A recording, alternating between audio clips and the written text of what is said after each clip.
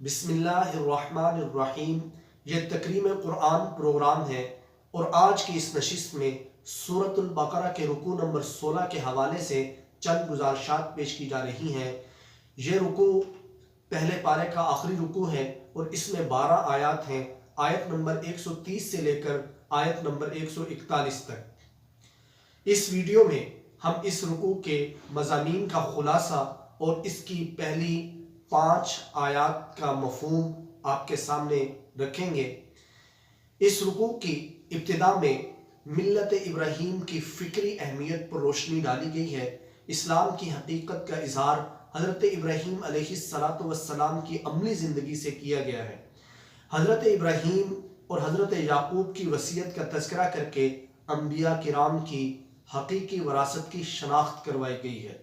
پھر ماضی کے حوالے سے انسانوں کی عالمگیر نفسیاتی گمراہی یعنی قدامت پرستی کا بیان ہے اور دین کی فطری صحت، وحدت دین اور مقاصد دین کی تکمیل کی انسانی جد و جہد پر قدامت پرستی یعنی ماضی پرستی کے تباہ کن اثرات نتائج سے پردہ اٹھایا گیا ہے، جن میں فرقہ وارانہ گروہ بندیاں، انبیاء اور اللہ کے رسولوں میں من مانی تفریق، مختلف قسم کی خود ساختہ مذہبی رسوم و رواج کی تشکیل اور متفرق دینی شناختوں میں تقسیم ہونا یہ شامل ہے۔ اسی دوران حضور اکرم صلی اللہ علیہ وسلم کی تشکیل کردہ جماعت یعنی حضرات صحابہ کرام رضوان اللہ علیہم اجمعین کے ایمان اور مقاصد دین کی تکمیل کے لیے ان کی عملی جد و جہد کو اسلام کی حقیقی شناخت اور ہدایت یافتہ زندگی کا اصل معیار قرار دے کر ان کے راستے پر چلنے کی تلقین کی گئی ہے، اور تعمیر انسانیت کی اسی جد و جہد کو اللہ کے رنگ میں رنگ جانا قرار دیا گیا ہے۔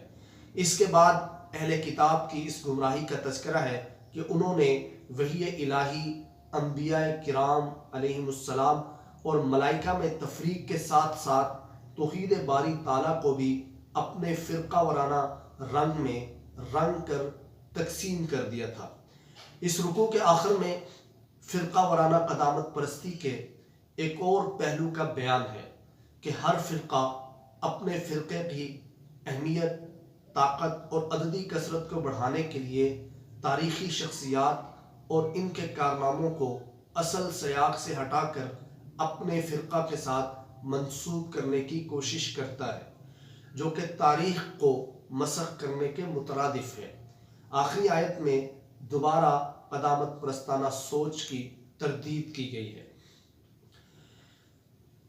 آیت نمبر 130 جو اس رکوع کی پہلی آیت ہے، اس کا مضمون کیا ہے؟ سب سے پہلے ہم اس پر روشنی ڈالیں گے۔ اس آیت میں یعنی آیت یہ ہے وَمَن يَرْغَبُ عَن مِّلَّةِ إِبْرَاهِيمَ إِلَّا مَن سَفِهَ نَفْسَهُ وَلَقَدِ اصْطَفَيْنَاهُ فِي الدُّنْيَا وَإِنَّهُ فِي الْآخِرَةِ لَمِنَ الصَّالِحِينَ۔ اس آیت میں مقاصد دین کی تکمیل کی جد و جہد کے اس طریقہ کار اور منہج کا تذکرہ ہے جو حضرت ابراہیم علیہ السلام نے اختیار فرمایا تھا۔ حضرت ابراہیم علیہ السلام کے طرز عمل کو قرآن حکیم نے ملت ابراہیم سے تعبیر کر کے اسے انسانیت کی تعمیر و ارتقاء کے عظیم مقاصد کی تکمیل کی جد و جہد کرنے والوں کے لیے دائمی معیار اور اسوہ کامل قرار دیا ہے۔ چنانچہ مختلف آیات میں جناب نبی کریم صلی اللہ علیہ وسلم اور آپ صلی اللہ علیہ وسلم کے ماننے والوں کو اس بات کی بار بار تاکید کی گئی ہے کہ مقاصد دین کی تکمیل کی جد و جہد میں حضرت ابراہیم کے منہج اور طریقہ کار یعنی ملت ابراہیمی کی پیروی کریں۔ اس آیت میں ان لوگوں کو جو مذہبی پیشوائی اور مقاصد دین کی تکمیل کی جد و جہد کا دعویٰ کرتے ہیں مگر ملت ابراہیمی کی اتباع نہیں کرتے، انہیں جہالت زدہ، نادان اور خود فریبی میں مبتلا قرار دیا گیا ہے، کیونکہ حضرت ابراہیم علیہ السلام کی شخصیت وہ شخصیت ہے جسے اللہ تعالیٰ کی جانب سے قوموں کی امامت اور پیشوائی کے لیے منتخب کیا گیا تھا اور آخرت میں وہ اللہ کے مقرب بندوں میں شامل ہے۔ اس آیت کا مفہوم یہ ہے کہ مذہبی پیشوائی اور مقاصد دین کی تکمیل کی جد و جہد کا دعویٰ کرنے والے اہل مذاہب اور ادیان میں سے وہی شخص حضرت ابراہیم کے طرز عمل یعنی ملت ابراہیمی سے منہ موڑ سکتا ہے جس نے خود کو جہالت اور نادانی کے سپرد کر دیا ہے، ورنہ تعمیر انسانیت کے ان عظیم مقاصد کی تکمیل کی حقیقی جد و جہد کرنے والوں کے لیے سب سے بہترین اور معیاری رستہ حضرت ابراہیم ہی کا رستہ ہے، کیونکہ ہم نے ابراہیم کو دنیا میں اقوام عالم کی صحیح رہنمائی کے لیے چن لیا ہے اور آخرت میں صالح اور مقرب بندوں میں وہ شامل ہے۔ اگلی آیت نمبر 131 ہے کہ اذ قال له ربه اسلم قال اسلمت لرب العالمین۔ اس آیت کا مضمون کیا ہے؟ فرمایا کہ اس آیت میں مقاصد دین کی تکمیل کی ابراہیمی جد و جہد کے اس نقطہ نظر کو بیان کیا گیا ہے جس پر ملت ابراہیمی کی بنیاد ہے، یعنی اس آیت میں مقاصد دین کی تکمیل کی ابراہیمی جد و جہد، حضرت ابراہیم کی جد و جہد کے اس نقطہ کو، اس محور کو بیان کیا گیا ہے جس پر حضرت ملت ابراہیمی کی بنیاد ہے، یعنی ہر طرح کی نسبتوں، گروہ بندیوں اور ذاتی و گروہی مفادات سے بالاتر ہو کر مقاصد دین کی تکمیل کے لیے اللہ تعالیٰ کے احکام کی غیر مشروط اطاعت اور فرما برداری، یہ وہ نقطہ ہے جس پر ملت ابراہیمی کی بنیاد ہے۔ اسی بات کو قرآن حکیم نے اسلام کی جامع اصطلاح سے تعبیر کیا ہے، اسی کو اسلام کہا جاتا ہے۔ چنانچہ فرمان الہی ہے کہ مقاصد دین کی تکمیل کی جد و جہد کے دوران جب بھی حضرت ابراہیم کو ان کے پروردگار نے احکام دین کی بجا آوری کا حکم دیا تو ابراہیم علیہ السلام کا قولاً اور فعلاً ایک ہی جواب تھا کہ تمام جہانوں کے پروردگار کے سامنے غیر مشروط طور پر سر تسلیم خم ہے۔ یہی دین دارانہ زندگی اور اسلام کی اصل حقیقت ہے جس کا زندہ و جاوید نمونہ حضرت ابراہیم نے اپنے اسوہ حسنہ سے پیش فرمایا تھا۔ حضرت ابراہیم کے اسی طرز عمل کو معیار بنا کر اہل کتاب اور مشرکین مکہ سے کہا جا رہا ہے کہ اگر انہیں نسبت ابراہیمی پر فخر ہے تو حضرت ابراہیم کے اس طرز عمل کا نمونہ پیش کریں، یعنی حضرت ابراہیم کی زندگی اسلام کی حقیقت پر قائم تھی، اور اسلام کی حقیقت کیا ہے کہ اللہ تعالیٰ کی رضا اور فرما برداری کے سامنے اپنے سر کو تسلیم کرنا، خود کو اللہ کی رضا کے سپرد کرنا۔ اس آیت کا مفہوم کیا ہے؟ اذ قال له ربه اسلم، کیونکہ جب بھی ابراہیم کو اس کے پروردگار نے مقاصد دین کی تکمیل کے لیے اپنے احکام کی غیر مشروط اطاعت و فرما برداری کا حکم دیا تو اس نے فوراً کہا اسلمت، کہ ہر قسم کی نسبت گروہ بندی سے لا تعلق ہو کر جمی انسانیت کے مشترکہ مفادات کے حصول کے لیے اس ذات کے احکام کا اطاعت گزار ہوں جو تمام جہانوں کی پرورش کرنے والی ہے۔ پھر اگلی آیت نمبر 132 ہے۔ اس آیت کا مضمون کیا ہے؟ فرمایا کہ اس آیت میں اہل کتاب اور مشرکین کے سامنے یہ حقیقت آشکار کی گئی ہے کہ حضرت ابراہیم علیہ السلام کی اصل وراثت کیا تھی۔ حضرت ابراہیم نے دنیا سے جاتے ہوئے حضرت اسماعیل اور حضرت اسحاق کو اپنے دین اور اپنی ملت پر مضبوطی سے قائم رہنے کی وصیت کی تھی، یعنی انسانیت کی ہمہ جہت تعمیر و ارتقاء کے لیے جو دین اللہ نے عطا فرمایا تھا، مرتے دم تک اس دین کے مقاصد کی تکمیل کی جد و جہد اسی طریقے سے کرتے رہنے کی تلقین کی تھی جس طرح خود انہوں نے اپنی زندگی میں پوری جانفشانی اور کامرانی کے ساتھ اس عظیم جد و جہد کو سر انجام دیا اور انسانیت کی تعمیر فرمائی کہ یہی اسلام کی حقیقت ہے۔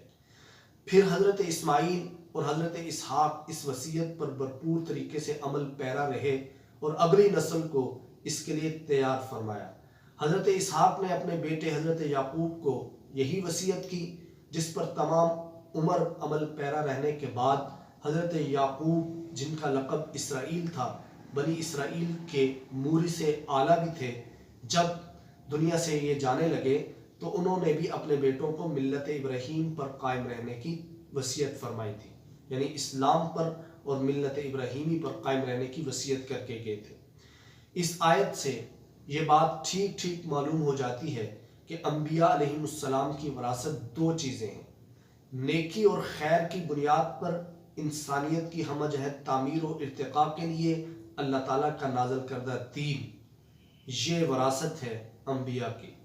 اور دین کے مقاصد کی تکمیل کی کامیاب جد و جہد کے لیے حضرت ابراہیم کا طرز عمل یعنی اسلام، جو کہ احکام الہی کی غیر مشروط اطاعت و فرمانبرداری کا نام ہے، ملت ابراہیمی انہی دو چیزوں کا نام ہے، انہی دو چیزوں پر مشتمل ہے، اور یہی انبیاء کی حقیقی وراثت ہے۔ اب اس آیت کا مفہوم کیا ہے؟ اور پھر نیکی اور خیر کی بنیاد پر انسانیت کی تعمیر و ارتقاء کے لیے مقاصد دین کی تکمیل کو جد جہد کے اسی طرز عمل یعنی ملت ابراہیمی کی وصیت ووصّیٰ بہا ابراہیم بنیہ و یعقوب، حضرت ابراہیم نے اپنے بیٹوں اسماعیل و اسحاق کو اور ابراہیم علیہ السلام کے پوتے حضرت یعقوب نے اپنے اولاد کو کی تھی۔ انہوں نے کہا تھا کہ اے میرے بیٹو، اللہ تعالیٰ نے تمہارے یعنی بنی نوع انسان کے لیے ایک دین یعنی صالح اور بہترین طرز زندگی کو چن لیا ہے، چنانچہ میری وصیت ہے کہ مرتے دم تک نیکی اور خیر کی بنیاد پر انسانیت کی تعمیر کے عظیم مقاصد کی تکمیل کی جد و جہد میں کامیابی کے لیے دین الہی کے حکام کے سامنے غیر مشروط طور پر سر تسلیم خم رکھنا۔ اگلی آیت نمبر 133 ہے۔ اس آیت کا مضمون کیا ہے کہ اس آیت میں خصوصیت کے ساتھ بنی اسرائیل سے کہا گیا ہے کہ ان کے مورث اعلیٰ حضرت یعقوب، جن کا لقب اسرائیل تھا، انہوں نے آخری وقت جب اپنے بیٹوں سے پوچھا تھا کہ میرے جانے کے بعد تم کس قسم کی آبدانہ زندگی اپناؤ گے، تو بنی اسرائیل نے اپنے والد سے وعدہ کیا تھا کہ وہ اسی آبدانہ طرز زندگی کو اپنائیں گے جو ان کا اور ان کے آبا حضرت ابراہیم، حضرت اسماعیل اور حضرت اسحاق کا مشترکہ طریقہ اور منہاج تھا کہ وہ اللہ وحدہ لا شریک کے سوا کسی کی عبادت نہیں کریں گے اور مقاصد دین کی تکمیل کے لیے اسی کے اطاعت گزار اور تابع فرمان رہیں گے۔ اس آیت کا مفہوم کیا ہے کہ یہ جو تم اپنی یہودی گروہ بندی پہ نازاں ہو اور اسے اپنے آباء و اجداد کا طریقہ کہتے ہو، تو بلا بتاؤ کہ ام کنتم شہداء اذ حضر یعقوب الموت، کیا تم اس وقت موجود تھے جب موت کا وقت بے حد قریب تھا اور یعقوب اپنے بیٹوں سے پوچھ رہے تھے کہ میرے بعد تم کس کی عبادت کرو گے؟ ما تعبدون من بعد۔ بنی اسرائیل نے جواباً کہا تھا کہ ہم آپ اور آپ کے آبا ابراہیم، اسماعیل اور اسحاق کے خدائے واحد کی عبادت کرتے ہیں، کرتے رہیں گے اور مقاصد دین کی تکمیل کی جد و جہد کرتے ہوئے اسی کے احکام کے تابع فرمان ہیں اور ہمیشہ تابع فرمان رہیں گے۔ پھر آیت نمبر 134 کا مضمون یہ ہے کہ اس آیت میں اللہ تعالیٰ نے انسانی اعمال کی جزا و سزا کے حوالے سے ایک قانون کا اعلان فرمایا ہے کہ ہر فرد، ہر خاندان، ہر سماج، ہر سماجی ادارے یا قوم کو وہی کچھ پیش آتا ہے اور وہی کچھ ملتا ہے جو اس نے اپنے اعمال سے کمایا ہے اور حاصل کیا ہے۔ نہ تو کسی ایک کی نیکی، محنت اور جد و جہد کسی دوسرے کے اعمال نامہ میں درج ہوتی ہے، نہ ہی کسی کی بدعمالیوں کا جواب دہ کوئی اور ہو سکتا ہے۔ یہ قانون الہی انسانوں کو قدامت پرستی جیسی بدترین نفسیاتی گمراہی سے نجات دلاتا ہے، جس کی سخت پکڑ سے انسانی ذہن کا نکلنا بے حد مشکل امر ہے۔ قرآن حکیم ماضی کا استقرائی مطالعہ کرنے اور اس کے نتائج سے بہتر مستقبل کی تعمیر کرنے کا درس دیتا ہے، لیکن ماضی کے افسانوں میں گم رہنا،